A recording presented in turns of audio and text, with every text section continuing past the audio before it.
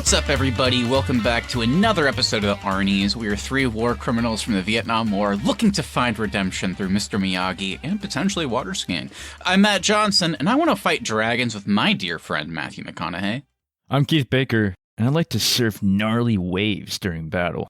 And I'm Austin Terry, and I won't be taking any taxi rides with Tom Cruise anytime soon. Definitely don't want to, because he may be a hitman or try and convert you to Scientology while you're in the cab together. And frankly, the latter is the scarier option.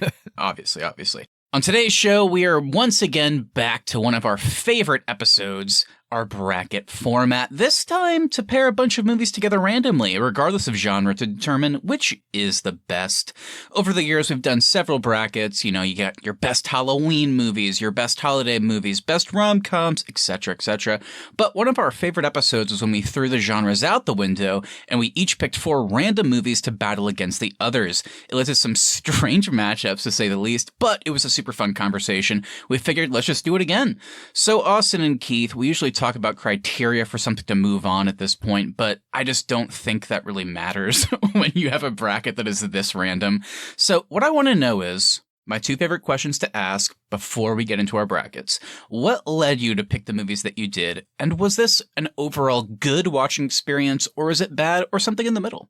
Yeah, for my 4 selections, I had actually never seen any of mine. I simply went off of either what I thought were great cast pairings or great concepts. So it was fun to watch all of mine. I actually hadn't seen the majority of these, so a lot of these were first-time viewings for me. I will say in terms of the overall viewing experience, I think I'm somewhere in the middle between great and a little bit average, because normally coming into these brackets, I have like a clear movie I think should win. And today, maybe it helps because it's random, but I think any of these could potentially win. So it should be an interesting conversation. Yeah, I'm kind of in the same boat as you, Austin. I loved this whole watching experience for these 12 that we chose. My 4 specifically, I was trying to choose 1 action, 1 comedy, 1 drama, and 1 thriller. So as far as my 4 goes, enjoyed them. As far as y'all's selections, also enjoyed those as well. I don't really think there's a horribly bad one in here. There might be a few weaker ones, but overall, I think this is one of our better selected brackets that we've done as far as the random movie brackets goes. So definitely excited to break it all down, and I have no idea who's going to make it to the top in this one. And normally this is where I would chime in and say, well, I thought one of these movies was atrocious. Today I don't have that. I don't have an atrocious movie on my mind. I love hearing that. Yeah, I'm kind of with you guys too. I think, obviously by nature of previous brackets we've done like the best, what was it called? Like the best picture winners. We did like, that was fun. Yeah, we did like the top 12 on the IMDb like ranked movies. So we've certainly done high quality movies before, but I honestly think like maybe if you exclude those 2, at least for me, this was one of maybe the best like watching experiences like out of any other bracket we've done, just in terms of quality. Like I'm kind of with Austin. There wasn't one that stands out as being terrible, and there's always one. And we're all 3 of us are guilty of contributing that one in our past brackets. We earnestly were like, oh, this will be good, and then it wasn't. But I'm very excited. So I enjoyed watching your guys's. I kind of with Austin. There was a lot on here that I hadn't seen either, so it was nice to watch some of these for the first time. I'm kind of with Keith in the way that I pick movies too. So I picked one of my favorite rom-coms, a favorite sci-fi movie of mine, a favorite like family film, and then I picked one which I'm excited to get to because I was hoping Austin would hate it. That's why I picked it. But it sounds like maybe he didn't hate it, but maybe we created a new fan, Keith. We'll see. Welcome to the dojo, Austin. That's all I'll say. But I'm very excited to talk about these. This was a fun watch for sure. And I know you said you don't really have a criteria in that. I only have one thing. And I think in the spirit of this being random, especially given where we are in kind of the calendar of the year where there's not a lot of content out right now, there's not a lot of like big movies coming out. I think the spirit of this bracket should be the winner is a movie you can just put on randomly and enjoy. So that's kind of the only thing I'm looking for. Some of these are great movies, but maybe it's not an enjoyable watch. So that could maybe disqualify something for me as we kind of go through these selections. Okay. I like that. Okay. I like that. Now, Austin, I don't want to, put this on you, but it sounds like you might be treading rewatchability, into... baby. Yeah, you're treading into some scary territory, one that our friend Keith knows very well. Yeah. Austin, are you going to be the Keith of this bracket? Well, I hope to never be the Keith in any scenario, so I won't be trying to do that. But I think rewatchability is pretty key for this one. That's fair. All right. Okay, I'll second rewatchability. It wasn't on the forefront of my brain this time, but wow. Now that you brought it up, I'll have to go ahead and second. Well, as we always know, it may not be on the forefront of your brain when we start, but by the time we get to those finals, you're always banging that rewatchability drum. I could just picture the sentence now. You know, guys, this is a tough one for me, but you know what? I gotta go with this one because rewatchability, so baby. rewatchable. I know I say this a lot, but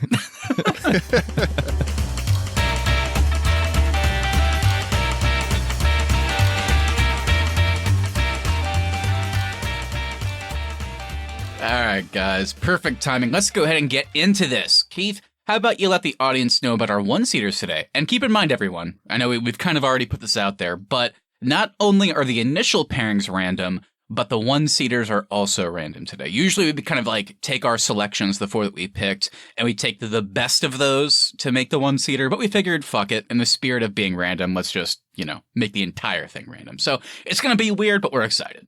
All right, going into our one-seaters, we have Collateral, That Thing You Do, The Menu, and Secondhand Lions. All right, with that out of the way, let's go ahead and get started with the wild card round, guys. All right, we'll kick it off. So everything in this first wild card round is going to go on to face one of those matchups that Keith mentioned. And for our first matchup of the day, we have Tombstone going up against Sunshine. All right, Tombstone came out in 1993. It's directed by George P. Cosmatos. It stars Kurt Russell, Val Kilmer, and Michael Biehn. The film is loosely based on real events that took place in the 1880s in southeast Arizona, including the gunfight at OK Corral and the Earp Vendetta ride.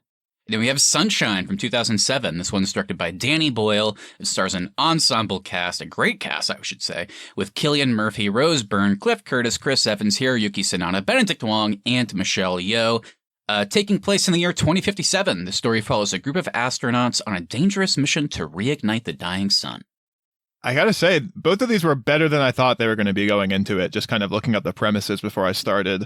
With Tombstone, I think the main reason to come for this one is the cast. Just watching this cast kind of younger in their careers be like an ensemble on screen together was really exciting. And then Sunshine, I think the main reason to come for this one is the concept of the movie, because the idea of kind of going to reignite a dying star was super fun and kept me engaged throughout the film.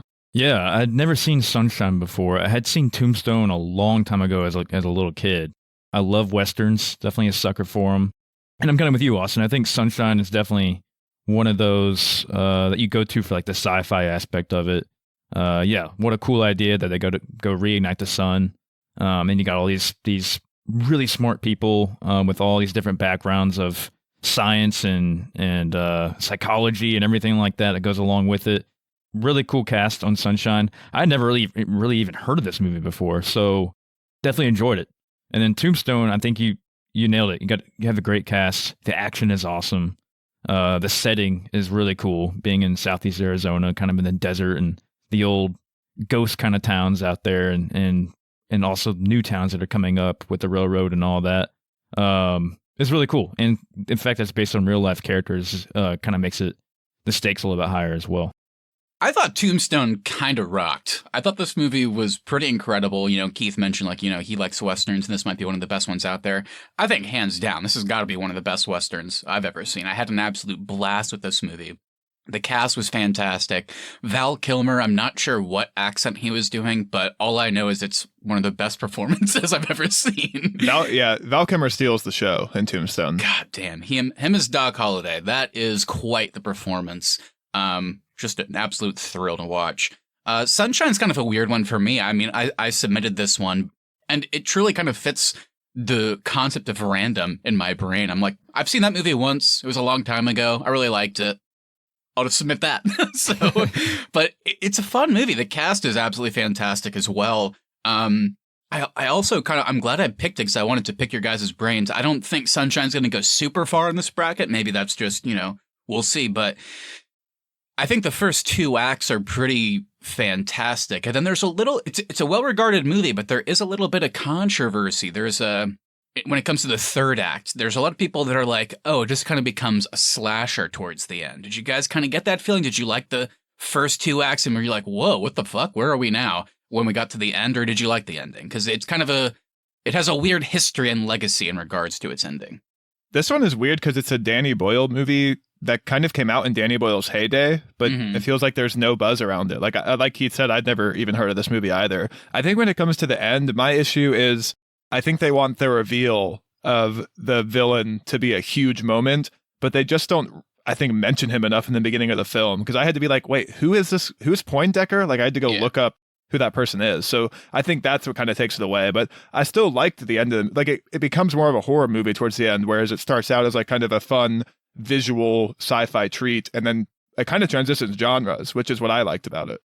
Yeah, it was interesting. I was definitely thrown off by the ending with what was his name? Mark Strong's guy's name? Poindexter or Packard or something like that. Yeah. It was like sort of the P. I'll just call him Packard. I think that's what it was. But I think from here on out, we should just call him Crispy Skin. Yeah, yeah, truly. Well, yeah, so I was definitely confused by that. This is a movie about space travel. It's kind of has like an interstellar kind of vibe to it. All the space stuff was really cool, but then once it turns to Packard or whatever his name is, I don't think it was bad for me. It just kind of threw me off. I'm like, is this guy superhuman? Like, did the sun like make him like give him superpowers? Because he was really strong. Yeah.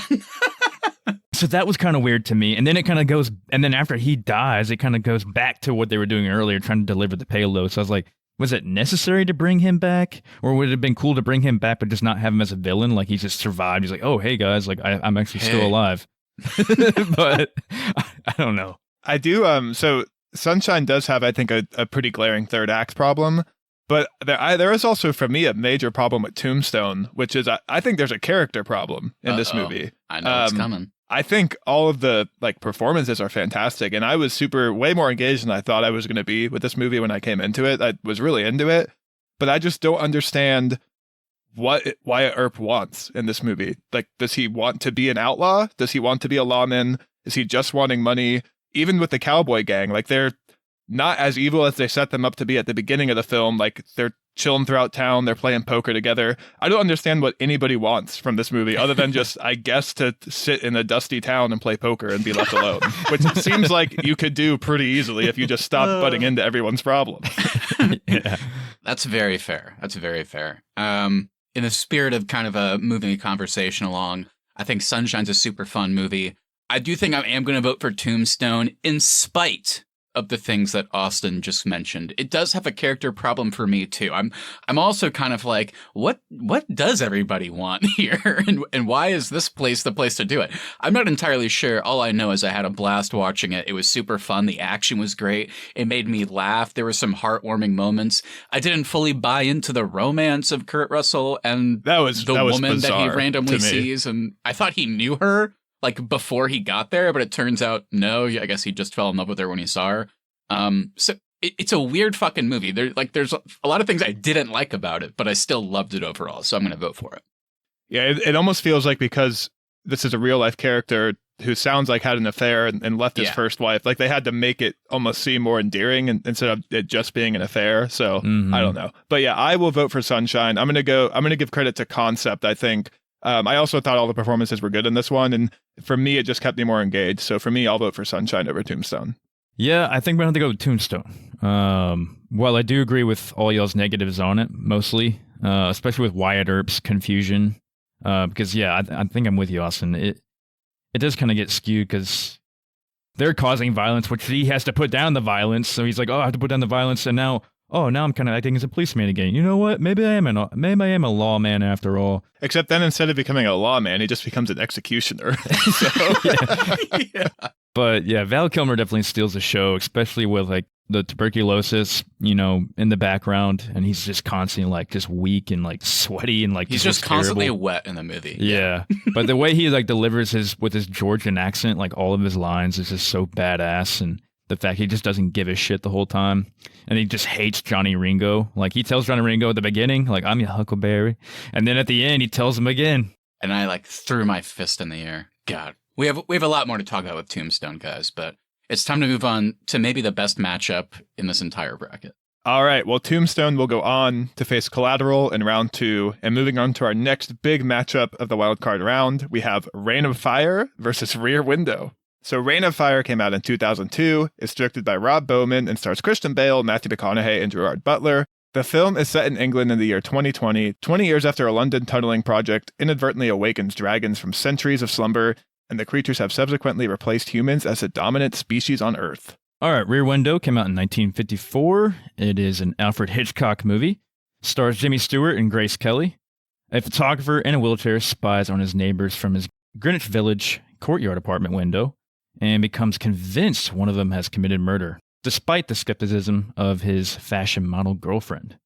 So Reign of Fire is one of those movies where I feel like I always see it just in those like random social media articles of like, did you know in the early 2000s, Christian Bale did this crazy dragon movie. And so I've always just like kept it on a list of movies. And I was like, you know what? I'm going to sit down and watch this movie. So that's how it ended up in this bracket. I will say I had a good time with it. It was like, fun. Yeah, it's a fun movie. McConaughey gives the like most over-the-top performance I've ever seen. Christian Bale is, of course, incredible. But I gotta say, Gerard Butler like kind of stole the show for me a little bit on this one. He was very good. He was really good when he died. The idea of Christian Bale crying over Gerard Butler is a funny thing to think about, but I kind of felt it. I was like, man, that's sad. I like also that guy. The idea of Gerard Butler actually trying to be an actor is pretty funny too, because he's actually acting in this movie. Interesting. Matthew McConaughey's performance in this, I love Matthew McConaughey. He, obviously, you know, we've seen the McConaissance. He's a great actor. It kind of felt like in this movie, he was convinced that he was going to get nominated for an Oscar for this. He's, I think, objectively terrible, but he's just grunting the entire time. But I gotta say, I just assumed I know this movie kind of to Austin's point. Like I've heard it talked about a weird amount. I knew who was in it, and I was like, this is a bad movie, right? Like people hate this movie, and I watched it, and I was like, not me. This is a lot of fun. Now, is it going to beat Rear Window? For me, obviously not, but I'm glad I watched it, so that's what I'll say. It was a lot better than I thought it was going to be, too. I had never seen it before. I remember walking in the living room one time and my dad was watching it. Like, this was like in high school. I just remember McConaughey jumping off this tower, like into the dragon's mouth, and he was like, ah! Like, holding, like. And speaking of that, every single element of CGI in this is really bad, but especially that moment. There are a lot of cool conceptual ideas, like the ideas of these like paratroopers whose life expectancy is 14 seconds because they're just skydiving watching next to them dragons. Slam into the ground. It's so funny. I feel like if this movie had been like in the hands of Christopher Nolan, it could be one of the best movies ever made, but it just was the wrong director to make this movie. I am excited to watch it again. I'll say that. Maybe I'll watch it with Keith's dad next time. Yeah, I think Matt kind of nailed it. Rear Window is definitely going to beat out Reign of Fire. We can talk about Rear Window a lot more, I think, in the next round. The only thing I'll say about it is Rear Window, for me, is the movie that made me realize I like horror movies. I saw it randomly as a kid, loved it. The ending terrified me, but there was something about that like adrenaline kick where I was like, I want more of this. And that's what caused me to start seeking out scary movies and become a horror fan. Like, just the dialogue, too. Like, even the slow scenes are so good in it. And you kind of get invested in all of the neighbors' stories, too. Like, that's what's fun about it to me, is just checking in on these people's lives randomly. And most of them don't even have speaking lines. You're just watching them kind of like he is. Yeah, well, obviously we'll talk about it a lot more later, but it is just an incredible movie that always holds up every time I watch it. So, yeah. I guess what I want to say is, before we move on to the next round, this is less of a celebration about Rear Window moving on. And this is more of a beautiful funeral, I think, for Reign of Fire. I think the same way that Matthew McConaughey sacrificed himself by jumping off of a tower for no real good reason with an axe to maybe kill a dragon. It's kind of like how Jimmy Stewart gets thrown out of a window in Rear Window. There's very similar plot threads, I guess you could say, in both movies. Yeah. You know, I think Reign of Fire, in a way, was a remake of Rear Window. It's really nice to see Jimmy Stewart in something other than It's a Wonderful Life. I knew he was going to say it. I knew he was going to say it. All right, guys, that means Rear Window will go on to the next round to face That Thing You Do. So we have another very interesting and random and strange and weird and all the things matchup here. We have Apocalypse Now versus Any Given Sunday. So Apocalypse Now, of course, is from 1979. It's directed by the great Francis Ford Coppola, stars an amazing cast, including Martin Sheen, Robert Duvall, and Marlon Brando. So the film follows a river journey from South Vietnam into Cambodia, undertaken by Captain Willard, who is on a secret mission to assassinate Colonel Kurtz, a renegade special forces officer who is accused of murder and presumed insane. And then we have Any Given Sunday, which came out in 1999. It's directed by Oliver Stone and stars Al Pacino, Jamie Foxx, Cameron Diaz, and the recently deceased Jim Brown. And it's a behind-the-scenes look at the life and death struggles of a fictional football team and those who lead them. All right, where to start on this one? I guess I'll start with Any Given Sunday. I was actually really impressed with this movie. I don't think it's a fantastic movie by any means, but as far as the sports movies goes, I think it's definitely up there for me. I like that it showed kind of the realism behind professional sports, especially with professional football and what goes on, like the politics between coaches and the management or the owners, I should say. And then as far as the players too, and like what they do and what they sacrifice to like keep playing, keep performing, like all the drugs they're taking, like the shots, possible steroids, maybe, who knows, but like the stuff they're doing just to keep their bodies, running as clean as a machine as it can. I think this movie really kind of covers like the nitty and gritty and kind of the dirty background that can go on in professional football. As far as Apocalypse Now, another great movie. A little long, but I still think the performances are good. Vietnam movies are always kind of scary, and this one, the way it looks, the way the people in the jungle kind of just come out and attack this boat every so often. It's just so eerie and just like another nitty and gritty part of it shows just like the horrible things that the Americans did, the horrible things that the Viet Cong were doing, and just everything was blurred there and everything was just fucked up. And it was not really a professional war, I guess you could say. People were just there to just do whatever they wanted to do. This is pretty insane. So I enjoyed all the performances in that one as well. Yeah, it was my first time seeing both of these all the way through. I think everybody kind of knows the famous speech from Any Given Sunday that Al Pacino gives where it's like, that's what living is, and all that. Yeah. I'll say, I think with Any Given Sunday, the reason it feels so real is just because of who's involved with the movie. You have Jim Brown, of course, as one of the coaches, who's one of the greatest football players to ever play the game. And then you have Lawrence Taylor, who is a player on the fictional team, who is one of the greatest defensive players to ever play the game. So I think their input and involvement with the film was really interesting, and probably it's one of the reasons it brings that realism. I think my biggest issue with actually both of these movies is once again just character problems where there's nobody you can really get invested in either one of these films. Kind of like with Tombstone, everybody in both of these movies are pretty bad people. There's not really anybody great in either film, especially with Any Given Sunday. Like Jamie Foxx is an asshole for most of the movie, and I don't think he earns his redemption at the end of the film. And Apocalypse Now, also first time seeing this one all the way through. I think the spectacle and the size and scale of the film itself is very impressive. It still holds up today, which is incredible, especially for a war movie to come out in the 70s. But once again, kind of like we joked at the beginning of the movie, everybody in this film is committing war crimes, which I know is like real, and the point of the movie, it's an anti-war movie itself. But there is just very hard to buy in and enjoy the full 2 hours and 25-minute runtime of this film for me. Yeah, I definitely hear that, and I get that. I think both are too long. Whenever I started Any Given Sunday and I saw how long it was, I like almost passed away the same way Matthew McConaughey did when he jumped into the mouth of a dragon. But in all seriousness, I had not seen Any Given Sunday. I knew the speech to Austin's point, and like Keith, I hadn't seen Apocalypse Now in I don't even know how long. And I was really impressed with both of them as well. It took me a while to buy into Any Given Sunday, but to Austin's point, it was never really about characters. I think it's more just about what both movies are about. I was like, after some time, I was like super into it. And I think the best thing about Apocalypse Now is that, it is an anti-war movie, like you said, but it's a war movie about the war that we never should have been in, the one that we never should have been involved in. And I think one of my favorite parts about Apocalypse Now is like, they kind of convey that to you because of its subject matter in a weird way. And like the fact that the writers and Coppola were able to kind of convey that, I've always thought is super cool and just like a really kind of marvelous thing about the movie. I don't know how they did that.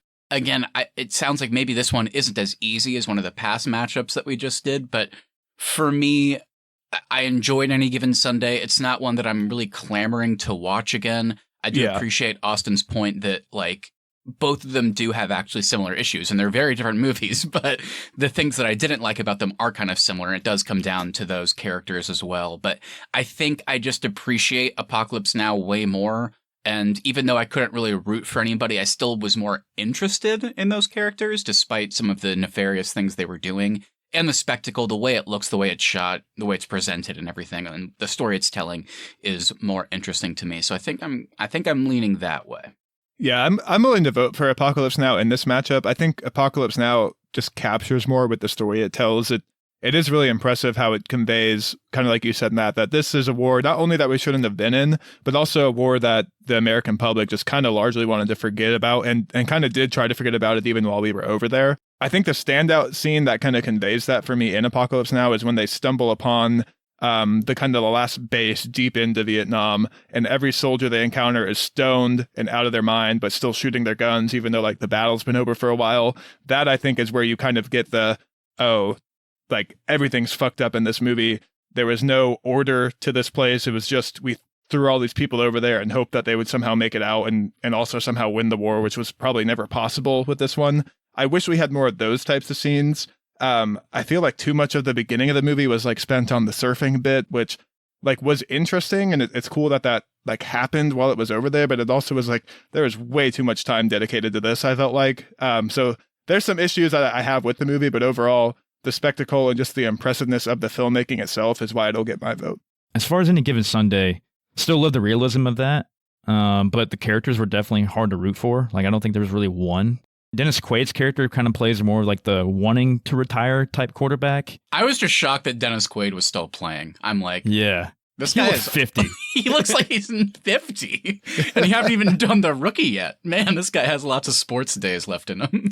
It's actually interesting after like watching Any Given Sunday, and then last year was Ben Roethlisberger's last season in the NFL. And he's the same age as Dennis Quaid's character in this movie, and he shouldn't have been playing last season. Like, he was a walking corpse. So, yeah, yeah, that's how Brett Favre was too. Brett Favre, like at the end of his career, just like you said, a walking corpse, just hobbling off the field every play. So anyway, it was an interesting movie though. But I'm gonna vote Apocalypse Now. All right. Well, Apocalypse Now will go on to face The Menu in round 2. That'll be interesting. And for our final matchup of the wildcard round, we now have Love and Other Drugs versus our dojo movie, The Karate Kid. So we have Love and Other Drugs from 2010. This one's directed by Edward Zwick and stars Jake Gyllenhaal from Guy Ritchie's The Covenant. Have you guys heard of it? And Anne Hathaway, of course. And the film tells the story of a medicine peddler in 1990s Pittsburgh who starts a relationship with a young woman suffering from an illness that leads to Parkinson's disease. And we got The Karate Kid, came out in 1984, directed by John G. Avildsen. Stars Ralph Macchio, Pat Morita, Elizabeth Shue, William Zabka, and Martin Kove.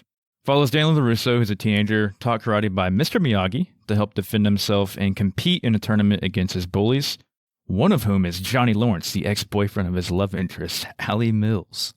Okay, so I'm going to start by passing it off to Austin. Like I said at the outset here, I picked The Karate Kid because Keith and I are huge fans of this franchise. It is a game changer. It is next level. It is incredible.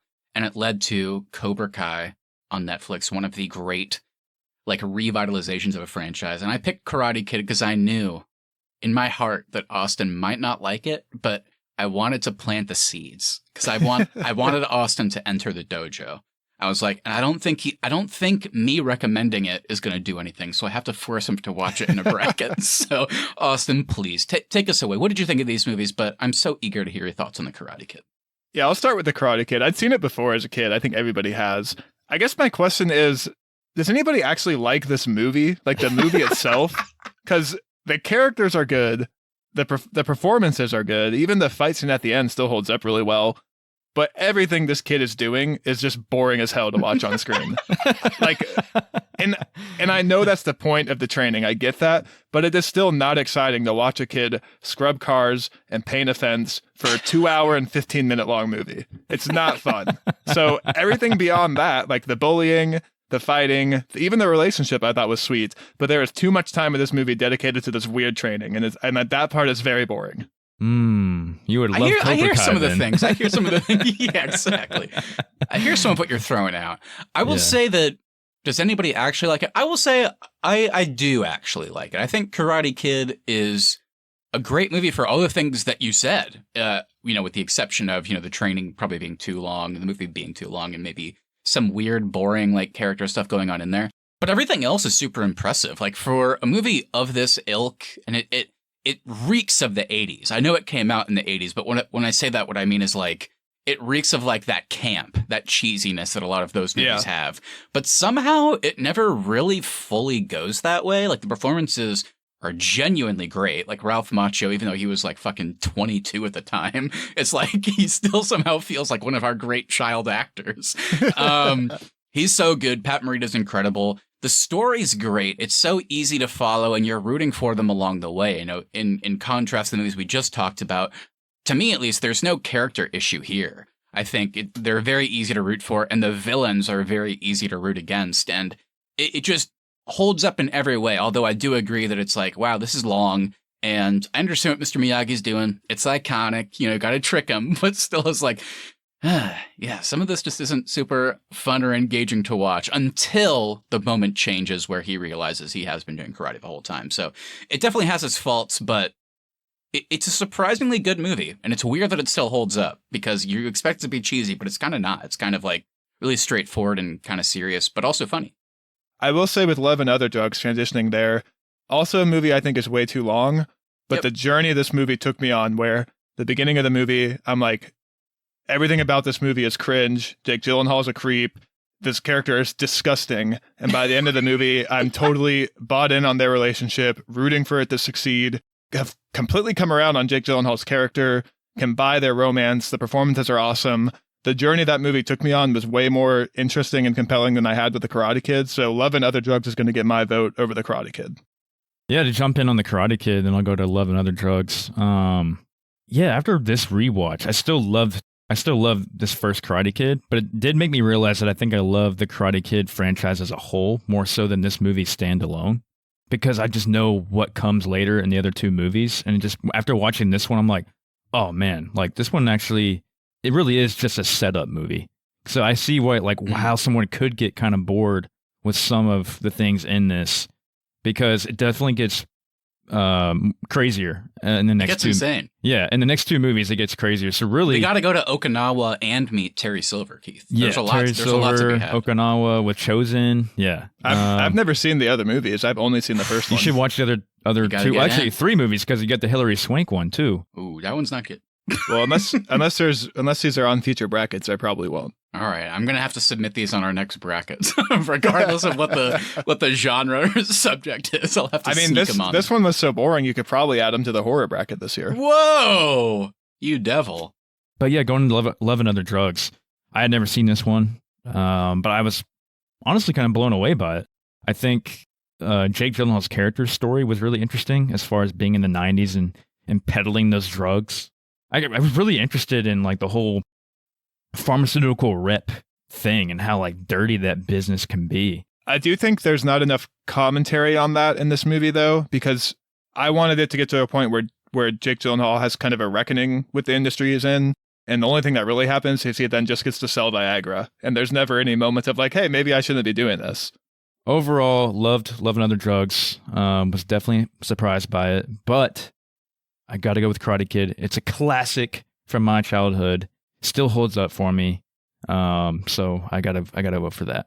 Is it getting your vote just because it's a movie that came out in the 80s and you can call it a classic? No, I love The Karate Kid. I feel like we just spent a 10-minute rant of you talking about how everything else in this franchise is better than the Karate Kid movie. No, I still love Karate Kid. I was just agreeing with you. I was trying to meet you in the middle, Austin. I love Love and Other Drugs. It's a very good movie. I think it's like, I'm surprised I didn't think about this for like a potential rom-com bracket that we've done in the past. I do agree with Keith that I think overall it is probably more romantic than anything, but it is super funny too.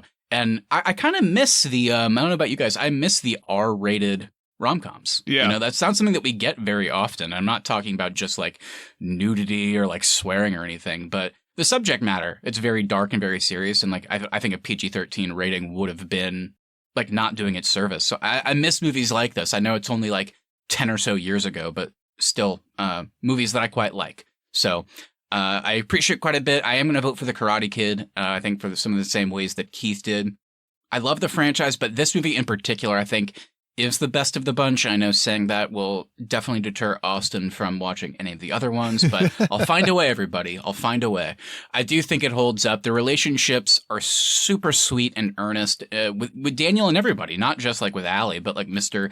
Miyagi as well. And I think, I don't know, where it ends off, I just really appreciated the journey. And like I've already said, 80s movies, a lot of like these kind of like weird family action movies tend to be very campy and cheesy. And this one does have that. But at the end of the day, I do think they kind of treaded a good line where you still kind of get that fun feeling from that. But it's also kind of like, like it's a serious family drama too at times. Like, so I don't know. It's a movie I've always loved. It still holds up for me. So it gets my vote. Although I do feel sad about this one. I got to say, because I really like Love and Other Drugs, but I got to vote for Karate Kid.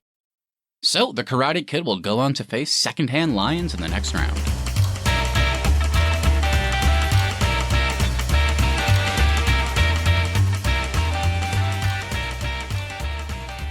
All right, well, let's kick off round 2. We now have Collateral going up against Tombstone, which beat out Sunshine in the first round. We got Collateral, came out in 2004, directed by Michael Mann, starring Jamie Foxx and Tom Cruise. Follows Max, a Los Angeles cab driver, and his customer Vincent. When offered a high fare for driving to several locations, Max agrees but soon finds himself taken hostage by Vincent, who turns out to be a hitman on a contract killing spree. All right, so this was my first time seeing Collateral. I did submit it once again just based on a really cool cast pairing that I thought would be fun to watch. It's a very different role for both Jamie Foxx and Tom Cruise because most of this movie is just sitting and talking. There's very little action in this movie. They're literally just in a taxi cab for the whole time driving around Los Angeles.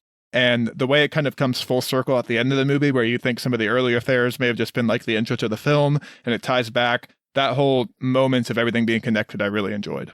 Yeah, I liked Jamie Foxx as this Max character. The second time he's playing a character named Max. Not only named Max, but a fucking dork named Max. Yeah. But yeah, no, I'm kind of with you, Austin. I like the dialogue between him and Vincent. The action scenes is, even though they're few and far in between, we're still good. The club scene is out of control, I feel like. It's so good. Yeah, the club scene Keith, was cool.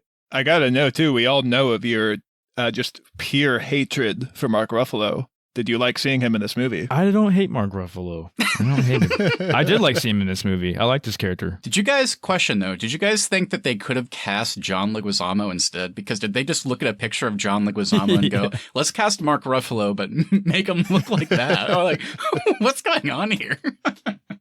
No disrespect to our friend Mr. Leguizamo, who we'll talk about soon with the menu. But yeah, I'm with you guys. I've seen Collateral once before, I think.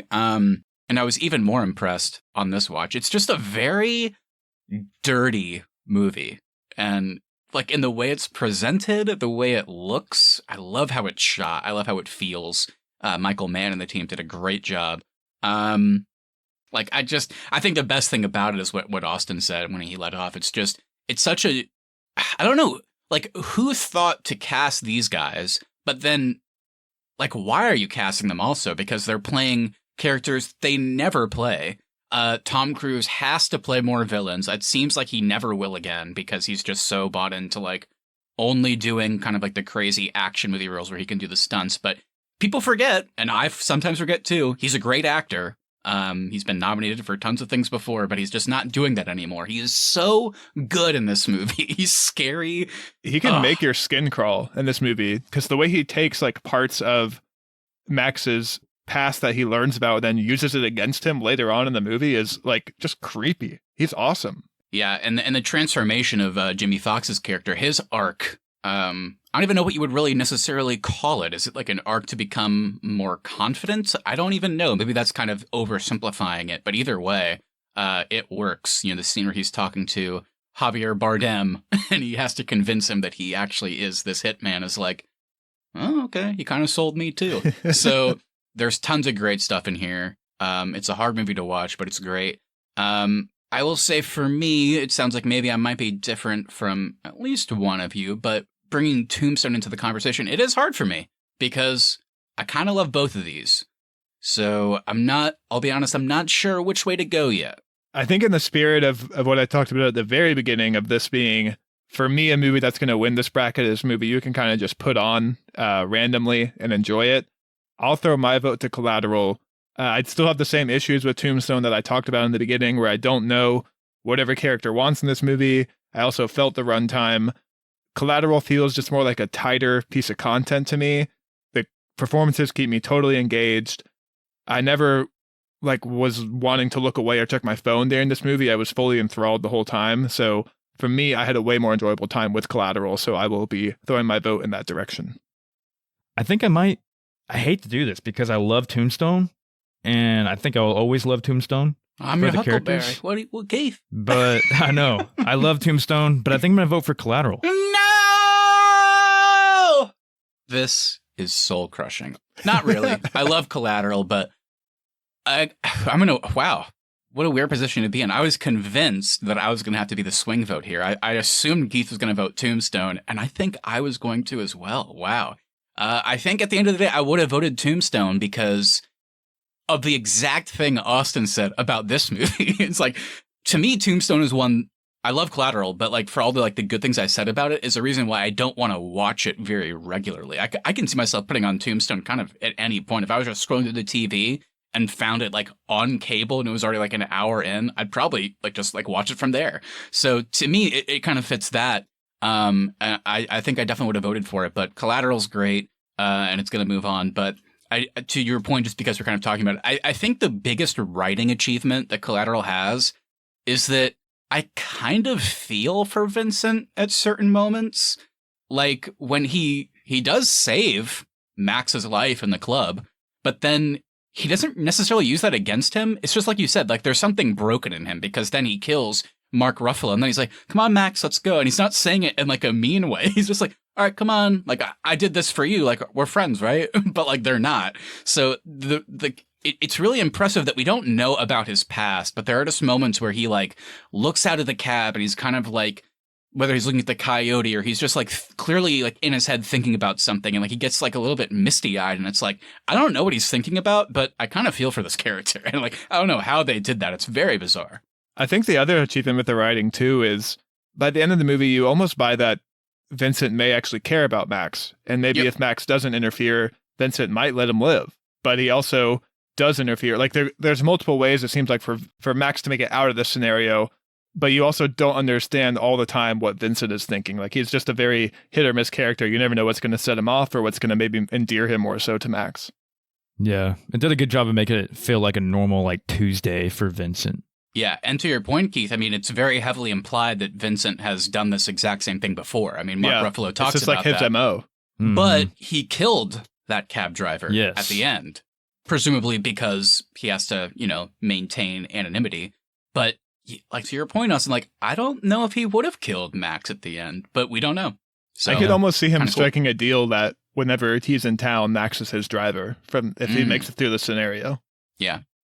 Great movie. All right, so Collateral will go on to the semifinals. All right, we now have a matchup I've been very excited to get to. The last time we talked about a Tom Hanks directed movie, which we will be talking about, That Thing You Do versus Rear Window. Matt described the last movie he saw directed by Tom Hanks as the worst movie he's ever seen. He said Tom Hanks needs to stay out of the director's chair and be in front of the camera, and he should never direct or write anything again in his life. So I got to get right into it. That Thing You Do is directed by Tom Hanks, came out in 1996. It stars Tom Everett Scott, Liv Tyler, Steve Zahn, and it tells the story of a rise and fall of a fictional 1960s one-hit wonder pop band. And Matt, I got to throw it to you now. What were your thoughts on That Thing You Do? It's an interesting one, Austin. Larry Crown, of course, is genuinely one of the worst things I've ever watched.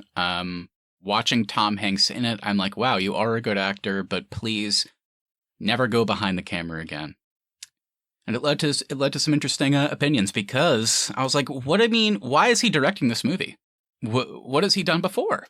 And I looked, and Tom Hanks' directing career is very minimal. He directed one episode of Band of Brothers. He directed a couple episodes of TV. here and there, but it's like 5 things. The only 2 movies he's directed are Larry Crown, The Abomination, and That Thing You Too. That's what got him into this. And I gotta say, I was terrified to watch this. I was like, you know what? I love Tom Hanks. I'm glad he's in this one. I'm sure he'll be a great actor, but we know he's a terrible director. I think we can all agree on that. I'm reformed. I love this movie. It was great. I had an absolute blast. This is just a jolly, joyful, delightful movie. I think it's like genuinely really, really good. It's so much fun. It takes you on the journey of becoming a hit yourself. Like it's a blast. Golly, it made me feel so many things. Like I was sad by the end of it, but then you feel so much hope at the end. Tom Everett Scott as the lead character is super compelling as Guy. I just think that's just a really fun character to watch. Steve Zahn, nobody plays Ernest like him. I love Steve Zahn in everything. He makes me laugh. And Liv Tyler, I wish she was in more things. I just think she's great in everything. I don't have too much else to say. I thought it was great. I thought it was really, really good. And by the end, I was so happy with how it wrapped up. I was wanting to hate this movie too, especially when I first started. I was like, oh God, it's going to be that classic thing where these kids get famous and they're all going to be annoying and everything like that. But I think it did a really good job of telling that story of when people this young do become famous, especially off of like a one-hit wonder and then they become a band. And this happens in so much in the music industry that a lot of these bands that do become big didn't really become big because of themselves. They become big because managers and agents, all those kinds of people kind of make them become big. And I think this movie did a really good job of kind of telling that side of it. And I thought the way it was shot was cool. The way the music was performed in it was pretty cool. It was all really believable. And the movie flew by for me. I didn't really feel the runtime in this one at all. I think for me, the thing I really, really loved about this one is it doesn't get to that kind of tropey point that Keith is talking about where you expect, okay, this band gets big, they're all going to become assholes, they're going to break apart, and then later on in the big finale, they'll get back together and play another big hit song. Instead, it just kind of stays in that joyful, happy realm for the majority of the movie. There's not really like a point where the other shoe drops on this band. They just kind of go through this journey, they break apart. There is some drama here and there, but it never is about the drama. I didn't find it was more about the story of being a one-hit wonder and kind of going on this big adventure. And the idea of that happening to people at this age and like getting to experience all this, it stayed really fun and joyful. And it just, like kind of Matt said, I was just smiling by the end of it. It's so happy. The music's written by the Fountains of Wayne group. And so the music itself stays really good. So like that song never got annoying to me every time they played it. I was that's like, impressive. We hear that thing you do like 50 fucking times in this movie. Yeah, but I'm like, I'm still time, like, this is really good. I like this. Yeah. So it's a blast. I thoroughly enjoyed it. It's a weird one. And I think I already brought this up in regards to Rear Window in the last round. I feel bad because I love this movie. I do think I am going to ultimately vote for Rear Window. But I am happy to say that I'm a reformed Tom Hanks as a director fan. Now, I am nervous, though, because if he directs another feature film, that'll be his 3rd. And at this point, I'm willing to give him a chance. But we cannot have another Larry Crown debacle. Oh, you didn't hear they're doing a Larry Crown 2? What? Yeah, it's a weird one for me. I feel like we barely talked about Rear Window because like we've just been voting for it, but it is going to get my vote again. But That Thing You Do, like I said, like it's not just like a movie that made me feel happy. I think it is like a genuinely really, really good movie. Yeah, I'll bring Rear Window into the conversation. I think the main thing I want to call out here is the set design of this movie has really let it stand the test of time, and also just the quality of the filmmaking too. But this movie still holds up today. And there's still parts of this movie that can kind of make your hair stand up. Like I talked about earlier, you get invested in every little aspect of this apartment complex, which is super compelling. It's pretty much all shot in one room, which is also fascinating. You don't really get out of the apartment that often in this movie. Ultimately, though, I think I'll vote for That Thing You Do, just in the spirit of this bracket. Whoa. Rear Window is one I like to put on and kind of marvel at. But That Thing You Do, I think it's kind of like you talked about with Tombstone, Matt. If I was scrolling through TV and I saw, oh, That Thing You Do is on, I'm going to sit here and listen to this song over and over for an hour and a half because it's such a fun damn movie. And I think for the spirit of this bracket, I'm going to vote for funness, maybe over something that is a little bit more like requires some more of your attention, like Rear Window. So I will vote for That Thing You Do. Wow. All right, Keith. You're in that position that we all fear. It's time to break the tie. This one's pretty easy for me. Okay. I do respect Austin's decision to go with That Thing You Do. I am going to have to go with Rear Window. And maybe it's not in that category where I want to put it on all the time, but I still, like, I'm still always blown away by it whenever I do watch it. And it's just such a good movie. I love the thrilling parts of it. I love the acting. I love the dialogue. I love everything about it. And like you said, I love the fact that it takes place just in one location the whole time, and it really only has like 3 or 4 different camera angles the entire time. And I love movies that are able to do that, especially like 12 Angry Men, which has won a bracket of ours. We all love so much.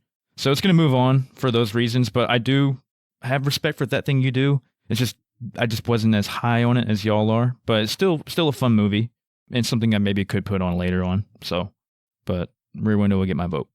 The sequence where they hear their song on the radio for the first time and That Thing You Do, so much fun. So good. I think I saw that clip like trending before I ever saw the movie. That's actually what made me put it in this bracket, was I saw that clip and then I was like, I want to watch this movie. And then I looked into it and I was like, oh shit, it's a Tom Hanks directed movie. Oh man. I can't wait to watch it again. All right, so Rear Window will go on to face Collateral in our semifinal round. And for our next matchup of round 2, we now have The Menu versus Apocalypse Now. All right, we got The Menu. Came out in 2022. Directed by Mark Mylod. Stars Anna Taylor-Joy, Ray Fiennes, Nicholas Hoult, and Hong Chow. A young couple travels to a remote island to eat at an exclusive restaurant where the chef has prepared a lavish menu with some shocking surprises. I'll start off with my negatives on this one. I was kind of confused by like the motives of Ray Fiennes' character, but as far as the rest of the movie goes, I did enjoy the whole chef aspect and the fact that he was so serious whenever he was preparing and presenting this food, and the whole clapping thing was funny. So it was definitely some quirky moments, some funny moments, and then some just like borderline like psychotic moments, especially with Nicholas Holt's character. Yeah, overall, I don't know. It's probably one of the weaker ones on this bracket for me, to be honest. I just wasn't really blown away by it by any means. I was kind of like, okay, it was interesting, and the acting was pretty good, but the story was kind of whatever for me, I guess.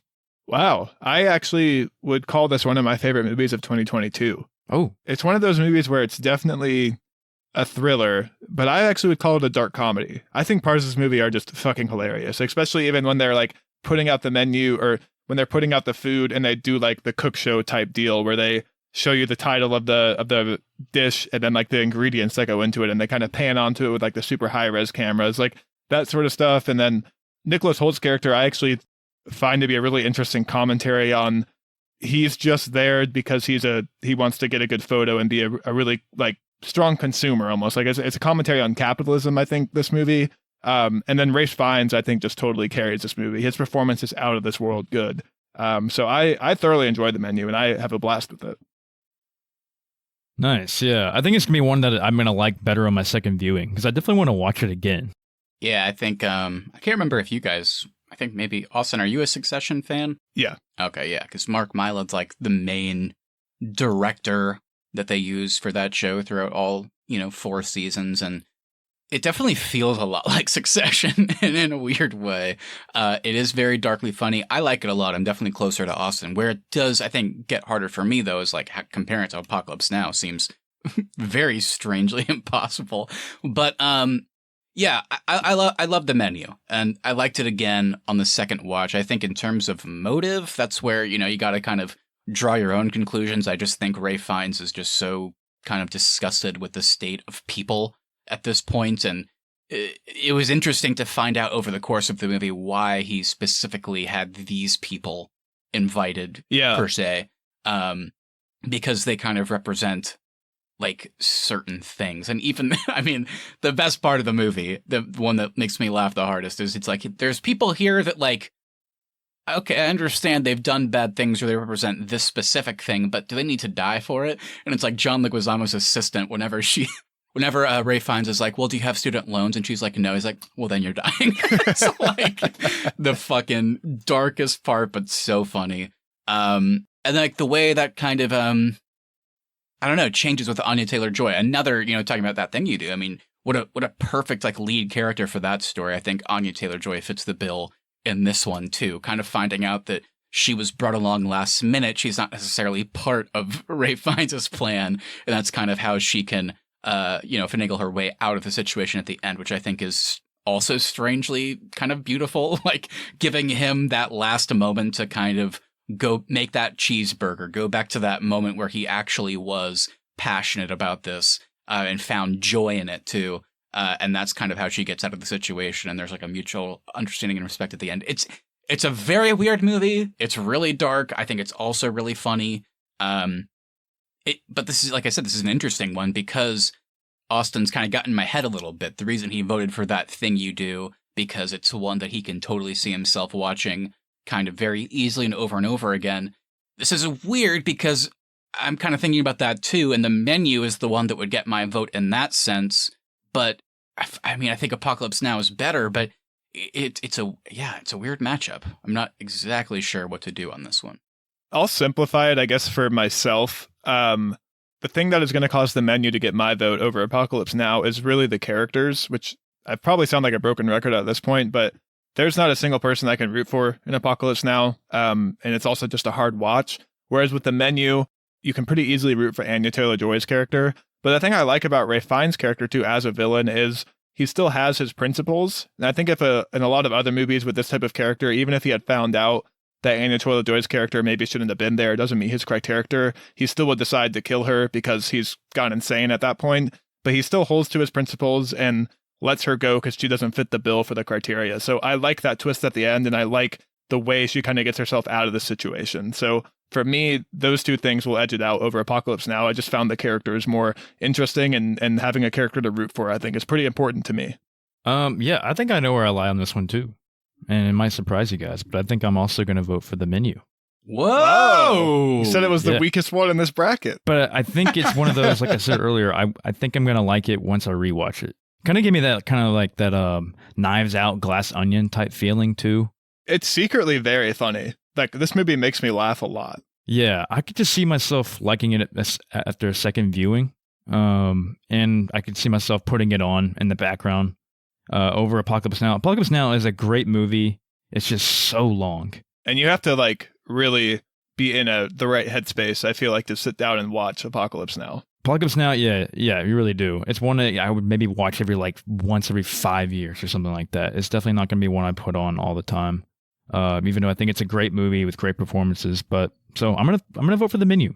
And I know it's a weird vote, being that I didn't like it the first viewing, but you guys have definitely, after listening to you guys, I'm like, man, I want to watch it again. It sounds really fun.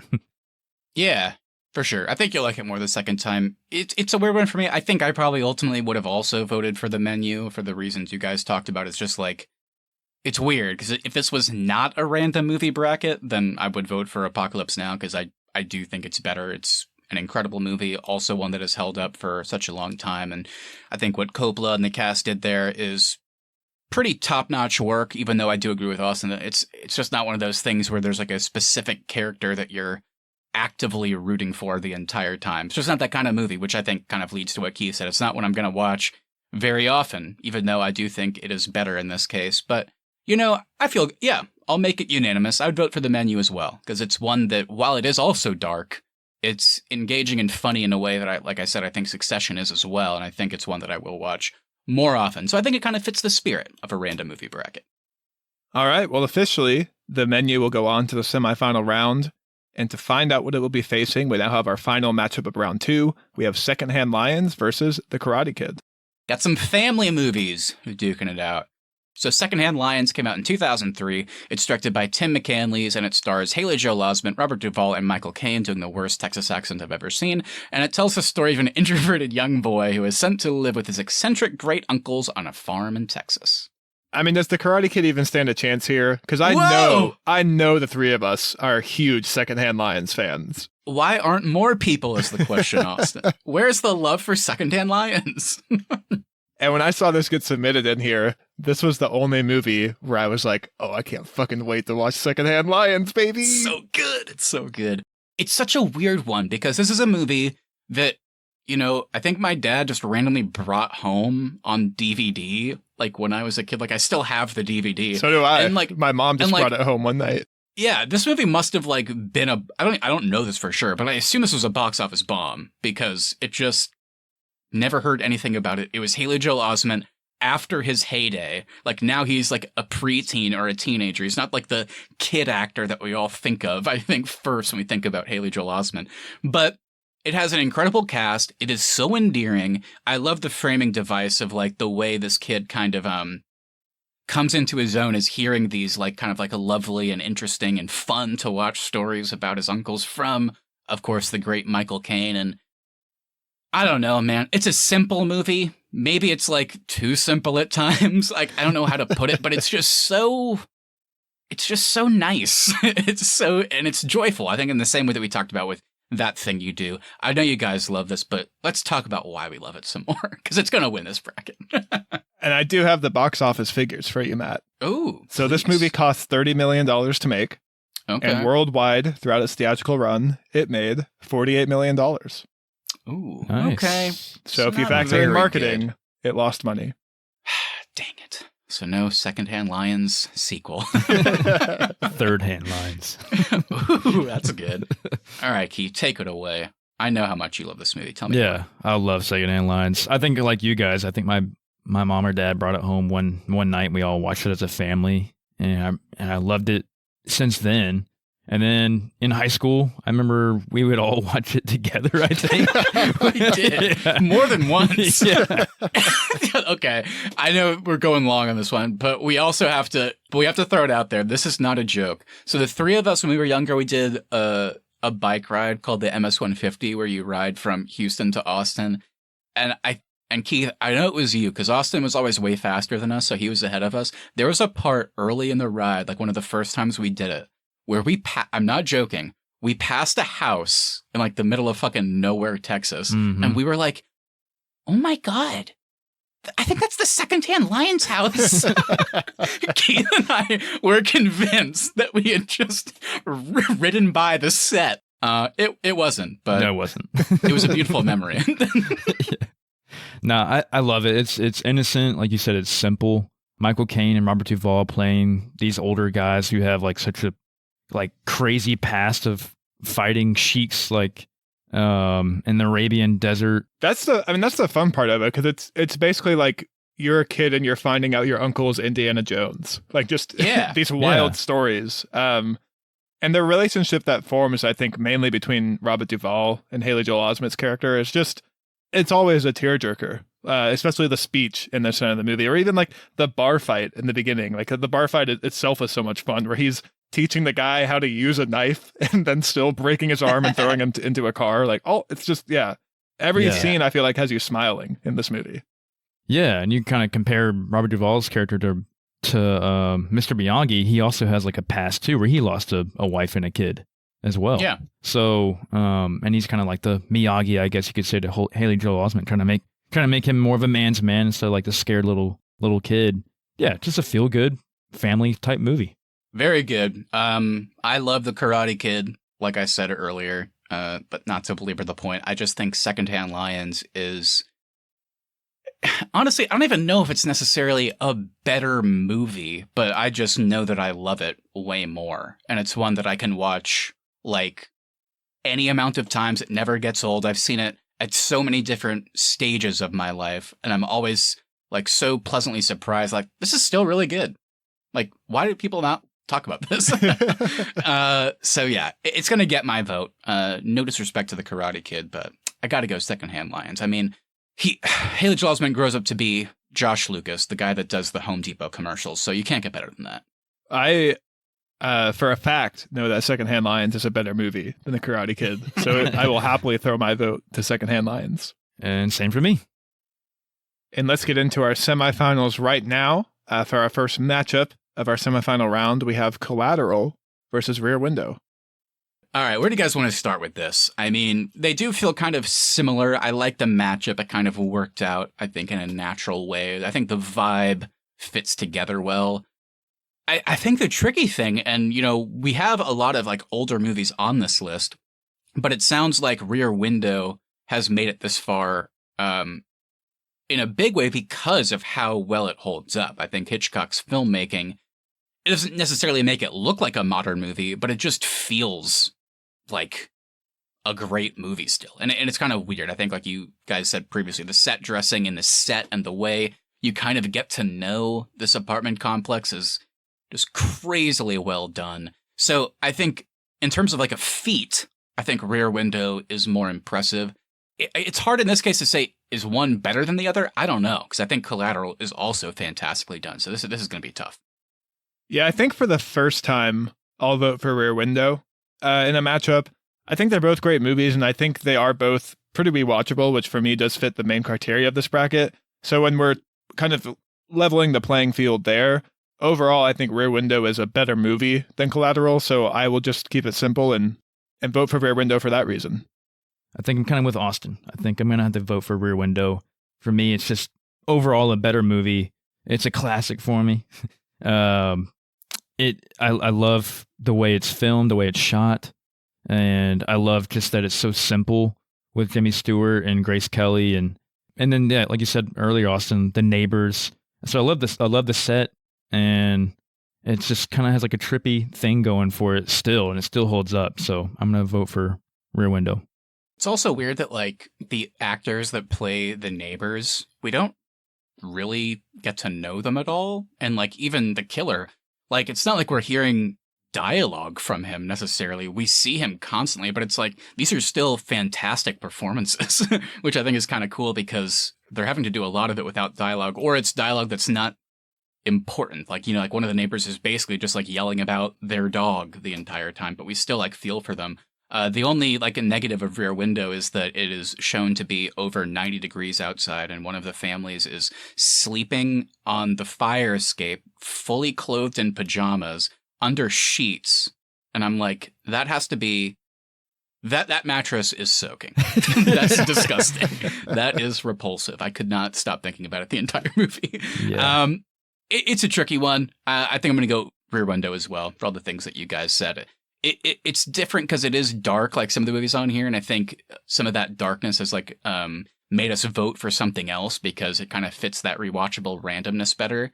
And I think it's all the testament to Rear Window, the fact that, like, I mean, it's a dark movie. It has some levity. There's some funny moments in it, but it is still somehow incredibly like fun to watch and rewatchable. So I think for that reason, it's going to edge out Collateral. But another great movie. I feel bad, but I got to go Rear Window. All right, well, Rear Window will move in to our final round. And to find out that last matchup, we now have the Menu versus Secondhand Lions. And guys, it's Secondhand Lions. Let's be real here. It's Secondhand Lions. Menu, we liked you. We're excited to watch you again, but I'm sorry. You're no Secondhand Lions. I wish Michael Caine was my uncle. What was the line I said the other day, Matt, when we were talking about it? It's like, you're going to want to watch this. Yeah, it's like, what? It was an earnest effort, but not a great I still one. loved him in it. Just the accent. Oh, was he's off. great. Yeah. The performance is great. The accent, though, is hilarious. You're going to want to watch this. All right, well, congratulations. The Menu, you gave it a good shot, but Secondhand Lions will go on into our final round, and we now have to decide what is our best random movie of the day. It is Rear Window, and it is going up against Secondhand Lions. I think we can start in an easy place here. Do we all agree that Rear Window is the better movie? I definitely think it's better. But that may not be criteria today. Rear Window, I think, is a more important movie than Secondhand Lions, for sure. Yes. It is crazy it has stood the test of time so well, especially for someone like me who just sometimes cannot deal with the way old movies look today. This one, there's no issue there. The only thing that looks bad is when he falls out the window. That CGI is hysterical. That part made me laugh pretty hard. Secondhand Lions, I think the way you learn the backstory of the uncles, the dueling story is great in Secondhand Lions. Like, I'm invested in that stuff too. So there's just a lot of stuff I think about Secondhand Lions that makes it more rewatchable for me than something like Rear Window. I think it also needs to be said, you know, we haven't phrased it this way yet, but this is a random movie bracket. We each just randomly picked movies, didn't matter what genre they were from, and just put them on a list to see what would win. I think a case could be made that out of all 12 of these movies, Secondhand Lions is the most random. We kind of joked about it earlier. People don't know this movie. They don't talk about it. It's a movie that, like, came out, and the three of us collectively love it, and we loved it before we even knew each other, which is weird because it kind of feels like, in that sense, we're the only three people that talk or even know this movie. Some could say it's the only reason we're still friends today. I think a case could be made. I gotta say, I think I might be leaning towards Secondhand Lions because of how truly random of a movie it is when you think about the zeitgeist. Let's just drop the facade and even stop trying to make a case for Rear Window. The winner is Secondhand Lions. Keith, I gotta at least bring you. I mean, is this repulsive behavior on our part? Like, what do you think? What do you think? Yeah, I know where I'm gonna go. One of these movies, after I was done watching it, I was like, that's a freaking damn good movie. I forgot how good of a movie that was. And the other was Rear Window. And I want to watch it. You know, I want to watch it again, and I don't know why it took me so long to rewatch this movie again. And then the other movie, I was like, this movie is still fantastic. Why is this movie not bigger than it is? And that movie is Secondhand Lions. So I'm going with Secondhand Lions. But Rear Window, love it, respect it. Definitely going to rewatch it next year. Some could say the whole point of this bracket was just to tell the world how good of a movie Secondhand Lions is. Yeah, you know, when you edit this, just edit out all the let's the just bracket. Like don't even title the episode like bracket. Just say Secondhand Lions spoiler discussion. Oh man, what a movie! I don't know.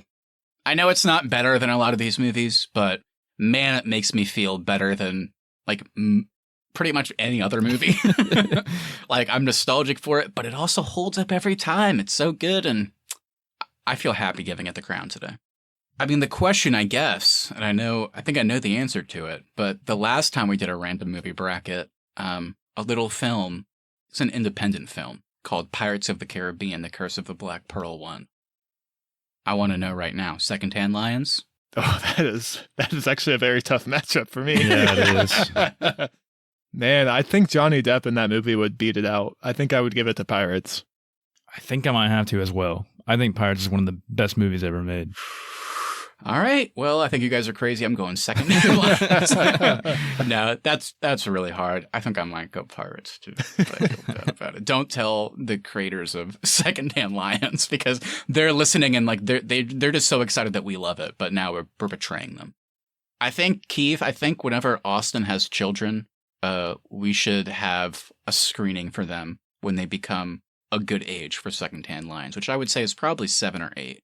And we'll be the great uncles showing it to them. And Austin will want to watch with us. We'll have to say, sorry, this is an uncles only event. we can stage it at the old house you guys rode by on our long bike ride. Oh, yeah. We'll have to run a long cable out there because there's probably no power. Abandoned. That's the dream. All right, guys. Secondhand Lions, the winner of the random movie bracket. Congratulations. What a fucking movie. This should be in the IMDb top 12 for sure. I agree with that. Heck yeah. Great movie. Well, with that, thank you all so much for listening. If you enjoyed this episode, make sure you hit that follow button so you never miss our upcoming content. Also, if you wouldn't mind sharing this with a friend, we'd really appreciate that to continue to grow our show. Please leave us reviews as well. Even if you don't want to write anything, leaving us a 5-star review over on Apple Podcasts, Spotify, or wherever your podcasts really does help us out. At the Arnies is our social, and the Arnies.media is the website. We'll be back next Tuesday for another episode. And lastly, we want to hear from you, so please send us a message on Instagram at the Arnies or email us the arniesmedia@gmail.com. What's your favorite of the movies we brought up today? Do you think we picked the right winner? Anything you say we'll read on the show and react to it live on our latest episode. That's right, everybody. Hope you enjoyed this one. We'll talk to you next week, and always remember in your heart of hearts that not only is Secondhand Lions perhaps the greatest film ever made, but I am indeed your Huckleberry. Wax on, wax off. Can't stop thinking about that thing you do. Oh, baby.